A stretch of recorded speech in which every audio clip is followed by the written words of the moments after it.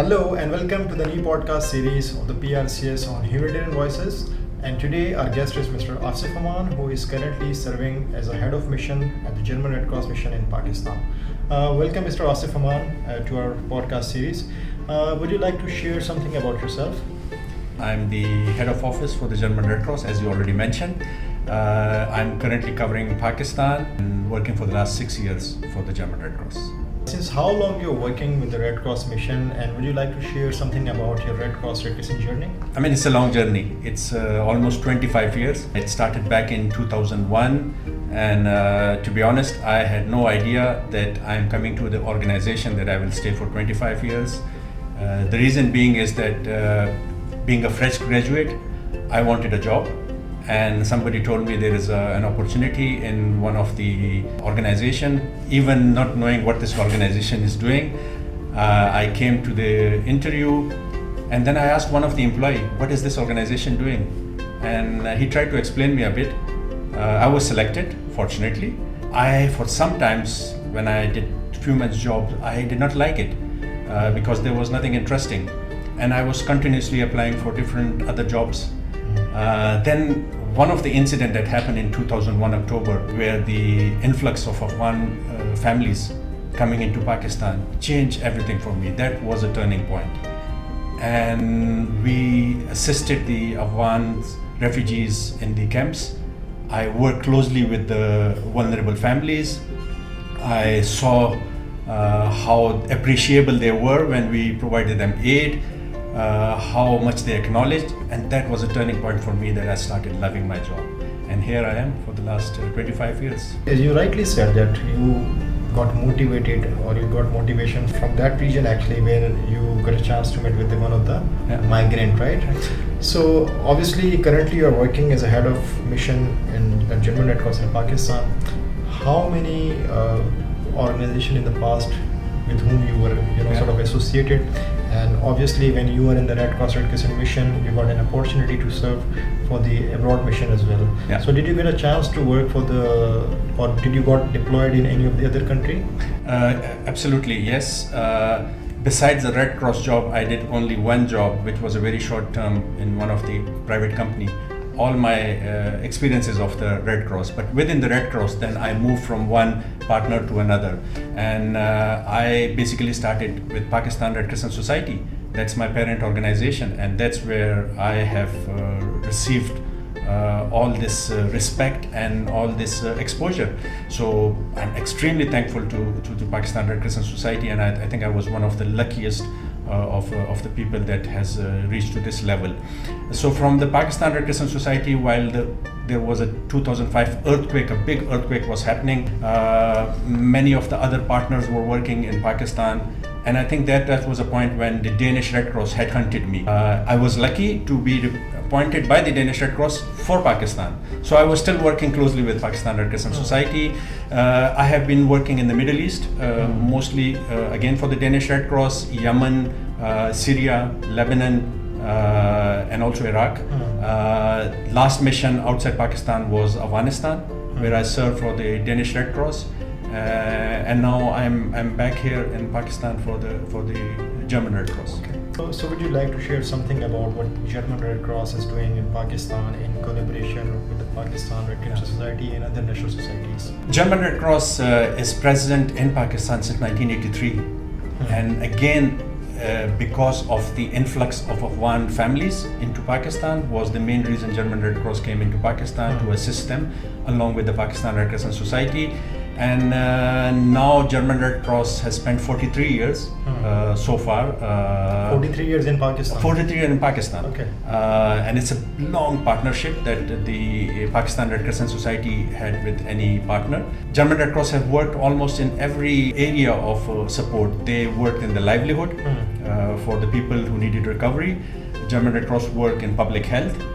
German Red Cross also built district branches for the Pakistan Red Crescent Society as the capacity building. German Red Cross has done anticipatory action projects, which is quite appreciable as well. At the same time, German Red Cross is working on the advocacy and coordination of the climate change and adaptation. These are also some of the areas. So I think almost every sector of support the German Red Cross has provided through the Pakistan Red Crescent Society. Mr. Asif, as you said, I mean, obviously, working with the Red Crescent mission is not an easy job for a humanitarian worker. And as you just mentioned that you were deployed the abroad mission as well. Obviously, it's very difficult when you are, staying away from your families. And obviously, your family is also, sort of for a person who is, sort of very attached to the family. So how you can see your family role during your deployment and all these missions? I think that's a question that all humanitarian workers faces, and it's the biggest challenge. Staying away from home for long, staying away from family, it psychologically affects you. And I think that was the case with me as well. No doubt, I have spent weeks, months away from home. And when you have a family, when you have your children, I was lucky in a manner. My wife is equally ambitious as I am. She understood that this is to enhance develop your career. You need some of these hardship areas. The main challenge came when I got my first child, and that was really challenging. Then my wife also needed support. Again, luckily I had a management job where less field trips, but at the same time I had to work long hours. I think Syria was a very tough place for me, where my child was only 1 year old and I had to remain away for a long time and then visit them. I think that was the moment that I was thinking that I should go back home. But I think that time has passed. And for a humanitarian worker, their family becomes part of your system then. The job which we are doing, we are so lucky that we work for humanity, we work for the needy people, and that also your family also see that as well. So they become part of your journey for the cause, and then they assist you, and then they give you that positive gestures where you keep motivated. I think yes, that is true. Many people are really badly affected by this, staying away from home and families and long hours. But I think we in the Red Cross have a system where they provide you psychosocial support. They give you hardship area, but at the same time they give you some less hardship areas as well to work as well. So I think I've coped. So far I'm fine. You have worked with the Red Cross mission and other organization as well. So what exactly is the difference you can see as an Asif Aman, as the head of the German Red Cross, working with the Red Cross movement for like more than 2 decades? What is the difference you can see between the humanitarian sector exclusively, Red Cross Red Crescent movement, or any other organization? I think a lot has changed. By the time I started, there were less emergencies. There were natural disaster to a high extent, but less conflicts. There was enough funds from the partners. There was a lot of opportunities where you can provide aid to the people in need. A lot of things have changed. Less funding, more conflicts and emergencies all over the world. So that passion is no more there. I mean, by the time we were working, we had passion for work. Now, I'm not going to blame the time, but I mean, this has become like a career point for people, that they want to take this as a career rather than as an ambition. So I think a lot have changed, but new innovation have come in. That is a positive thing. New ideas have come in as well. I think there's a positive and a negative of that as well. So you just mentioned that obviously GRC is doing a lot in terms of climate change or anticipatory action or whatsoever. But how you can see in the last couple of years, which is the program exclusively is ahead of the German Red Cross, you would like to share something about that has made an impact? I think impact, every program makes an impact. Some do a quick impact, some has a slow onset of impact. So we have 2 different programs. One is the program where you see quick results and quick impact, and that is anticipatory action, disaster for effective response, preparedness for effective response. Then we have another project which is long term, which has a slow impact, that is on coordination and advocacy. On the coordination and advocacy, I think, and I can proudly say that PRCS has been really brought into that forefront, means Pakistan Red Crescent Society, if some don't understand the PRCS. So they have been brought to that level where they become an active partner in helping the government of Pakistan in developing the policies and strategies, and also a lead among the humanitarian partner to carry out that work. When it comes to anticipatory action, I can again proudly say the German Red Cross along with Pakistan Red Crescent are the core member of the Anticipatory Action Coordination Committee, where NDMA leads them. But then we came up with a very good anticipatory action project. So I think that will also go a long way. These are the current one that happened in my time, so I can talk about it. But then a lot has happened in the past. Branch development. Those branches will remain there forever. The Pakistan Red Crescent branches. That is a big thing that they have done, and it has impact. Then the German Red Cross also assisted in construction of public health services which were destroyed during the earthquake. So I think there are a lot of things that they have done in the past, but also in the current one. So there's a big impact I can see. Obviously, you've been to the field areas in Pakistan, and you got a chance to meet with the different beneficiaries and vulnerable communities. Any specific success stories would you like to share? When I was quite young and used to work in the field, it's something that happened in earthquake 2005. By that time, we used to call it NWFP. Now it's KP province. I think the community where we went to provide support, and it was Ramadan. So I think I was providing tents to the people, and there was this old man to whom I did not give a tent because I saw he has a tent. And I felt like he is not going to be happy with me. But then when there was a iftar time, I could see the same guy bringing some rice and dal for us as an iftari. And I think that had a big impact on me, saying that this guy felt like other also need more than he needs because he already had a shelter. So I think this harmony and this coordination, this comes even in emergency. People do help each other as well. I think this is something that comes on the top of my mind. But I mean, there must be a lot others that had a big impact on me. I think I said in the beginning that the support that we provided to the displaced Afghan population was a bigger impact on me.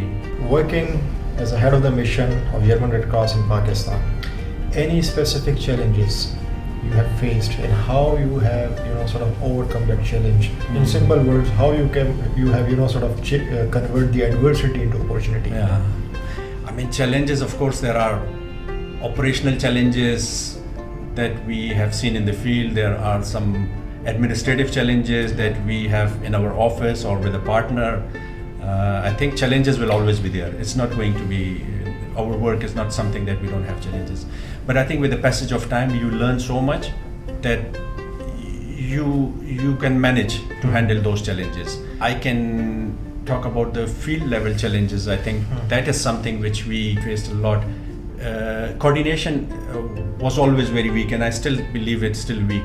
Not among ourselves, but also among the partners. So the communities that are really on the roadside or in the forefront, they get the maximum aid, and the one who are behind the scene or on the other side of the river, they get less. So I think that was the big challenges, where we were providing maximum support to the people again and again. Because of the less coordination. So that was the the operational challenges. Administrative challenges, I think we have different nationalities, different cultures working in our team. Some comes from the other part of the world as well. Some are within the country as well. So I think everybody has their own way of living, sense of humor, how you approach them. So I think that was more of the HR related challenges. And I have faced several challenges working with different people, I think. But I can say now with 25 years, I've gained a lot of experience now. But challenges will always be there, no matter how experienced you are. So, would you like to share something about the PRCS transformation plan? Although you were part of the recent partnership meeting held in KL, how you can see the PRCS transformation plan? I think this is going to be a big change or a big changer, whatever I can use the term, because PRCS, it's not that PRCS is a new organization. They have seen their peak time as well. They have seen the downfall as well. So potential is always there. but I think you need the right leadership where they can click on the right time. And I think the current leadership that we have within the PRCS, I think they really hit the nail on the right time and develop a plan and then presented it to the partner, because plans and policies you can always make and keep them. But I think then taking them, marketing them, and then presenting them was a big thing. So the partnership meeting which held was a big success. I also received a lot of appreciation from my headquarters. And by the way, I can tell you that my coming 3 months will also be allocated to assist the Pakistan Red Crescent Society in the transformation plan, in what way it can be. So I would also be working closely on that. So I would say an excellent plan, and I would be very happy to see it implemented. That would be my wish. Any specific message would you like to share with the young people of Pakistan, or those humanitarian workers who wants to serve or who wants to become a part of the Red Cross Red Crescent movement? Yeah, it's so difficult to give advice in this current environment to the youngsters, because they are far ahead of us in terms of their knowledge, in terms of their capacity, skills and skills as well. I have a daughter, a teenager, and I'm learning from her on the regular basis. The current young generation is a bit impatient. I think Gen Z or whatever they call it, they need to take some time, because the competition is so high that they want to prove quickly, and there are certain things which will take time. So I think this would be a big advice to them. I would also say that we need these young people in the humanitarian sector, and we need them because it's a need of the time. Actually. Exactly, and we need them because we need some innovative and creative ideas, and they can always come, and they are not shy of giving ideas. So I think that would be advice to join Pakistan Red Crescent Society, especially for the Pakistani youth. There are several good programs for them. For the youth programs, I think they can be part of that. They can go back when they do their specialization. They can still come and help them with the research and other studies. So I think this would be my big advice to them, that Pakistan Red Crescent Society needs them, and they should find time.